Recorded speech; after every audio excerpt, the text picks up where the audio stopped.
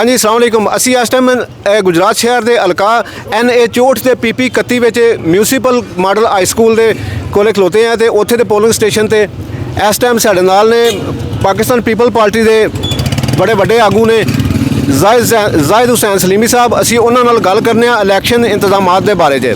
जी अस्सलाम वालेकुम। वालेकुम अस्सलाम। अच्छा सर, इंतजामात ओवरऑल तुसी की वेखदे हो कि ठीक हो रहे हैं? जी माशाल्लाह, ये कोई शक नहीं, इंतजामात बिल्कुल ठीक नहीं है। बड़ा फ्री एंड फेयर इलैक्शन हो रहा है, कोई ऐसी गल नहीं, किसी तरह कोई मामला ऐसे खराब नहीं नज़र आते।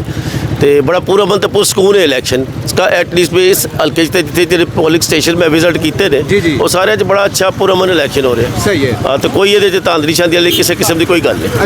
अच्छा सर, एक गल दसियो कि जो ना इन्हों के अपना मसला आ रहा है कि जो एक घर के 4 वोट ने, 2 इस्लाम नगर ने, 2 इधर ने, 2 उधर ने, यह की फिल्म चली? ये मैनेजमेंट की गलती है। इलैक्शन कमीशन के उन्हें वोट बना लगे, उन्होंने कंपाइल कर लगे, उन्हें गलती की है।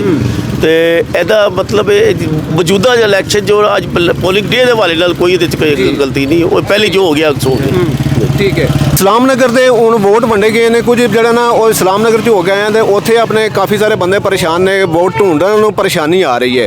तो उन्होंने आया कोई हल है कोई इस वेले? ये सर सब हर इलैक्शन च ना इस तरह की छोटी मोटी कमियां कुताहियां आंदियां ने। पिछले इलैक्शन क्योंकि असी शुरू तो इलैक्शन कंटेस्ट करते आप भी करते आ रहे हैं, सपोर्ट भी करते आ रहे हैं पार्टीज़ की, तो वेखते देखते आ रहे हैं कि हर इलैक्शन छोटे मोटे ਇਹੋ ਜਿਹੇ मामला आते ही ने।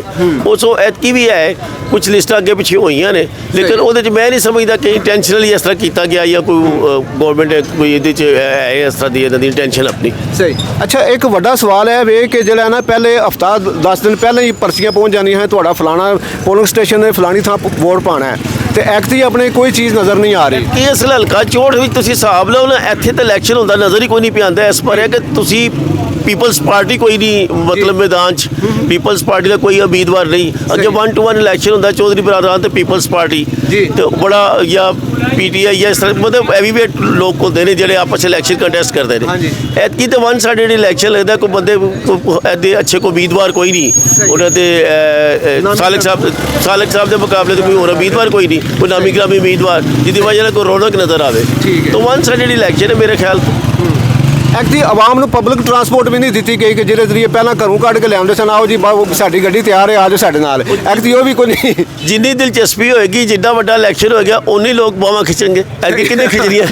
ऐतकी 1 साइडेड दा सारा इलैक्शन। बड़ी मेहरबानी, बड़ी मेहरबानी। अस्सलाम वालेकुम। ऐ सन जनाब जाहिद हुसैन सलीमी साहब, पाकिस्तान पीपल पार्टी के गुजरात के माशाल्लाह नामी ग्रामी बंदे सन।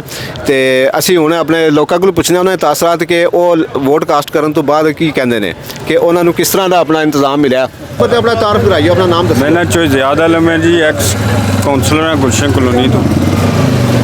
अच्छा, तो अपना इसलिए जोड़े इंतजाम होए ने की कहते हो कि तुसी अपने तसल्ली बख्श ने? हाँ ठीक ही ने, लेकिन इन्हें तसली बख्श नहीं है जिन्हें होने चाहिए। सही है। उस हिसाब नाल नहीं है। ठीक है।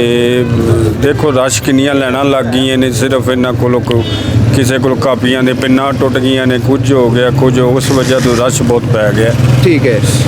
तो चौधरी साहब अपना ਜਿਹੜੇ वोटर ने एक घर के 4 वोटर ने आया कि उन्होंने चाहते इको पोलिंग स्टेशन? नहीं किसी का हूँ मेरे असी 2 भाई हाँ जी। मेरा मरगजर कॉलेज है मेरे छोटे भाई का इत्थे, मेरी सिस्टर का किधर है, मेरी वाइफ का किधर है। इस तरह सारिਆਂ ਦੇ मेरा मतलब है जिन्ने भी बंदे आ रहे हैं पहले तो मैसेज वोट आ रहा, लेकिन इतने लिस्ट भी आ रहा, लेकिन उन्होंने कोल कोई नहीं मौजूद है। अच्छा। किसी का हर पासे, किसी का मदीने वार छड़िया ने, किसी का पैन जलालपुर वार छड़िया। कोताही समझते हो तुसी? सर जाहिर इलैक्शन कमीशन की कोताही और कितनी है। ठीक है। और कुछ कहना चाहो तुसी? बस ये तसली बख्श नहीं है कि वैसे आवाम जी है ना बेचारी हवार हो रही है। हूँ घंटा हो गया लैना च लगे, लेकिन बंदे फिर जा रहे हैं, अमला भी सुस्त और बंदे वापस जा रहे हैं। ठीक हो गया, चलो सही है, मेहरबानी ना। बहुत शुक्रिया सर।